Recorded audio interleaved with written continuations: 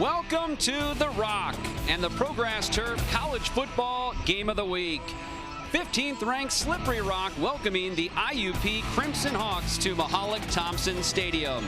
Hello again, everybody. Scott Bacon and Dan Watson here with you. And Dan, let's start off by talking about IUP. Not the same Crimson Hawk offense we're used to seeing.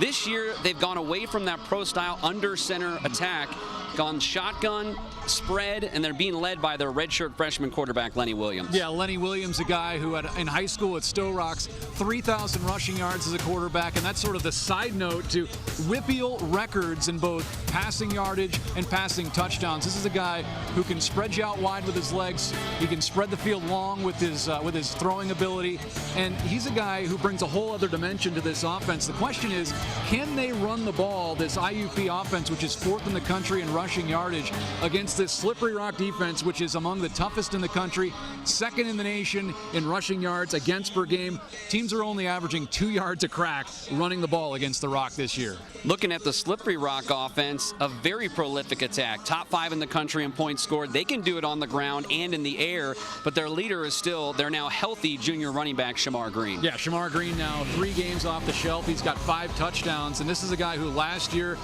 the second best rushing season for anybody in the history of this Slippery Rock program, which is really saying something, more than 1,400 yards. He's picked up right where he's left off this year. He's been great. Julian Durden's been great as well, a 2-headed attack behind that great offensive line. They've been plowing people over, making big holes for these running backs, and they've got a big test today against a really good IUP defensive front. Certainly worth mentioning the coaching matchup as well. We're here at Mahalik-Thompson Stadium, named in part, of course, after George Mahalik, the current head coach for the Rock, and their all-time winningest coach.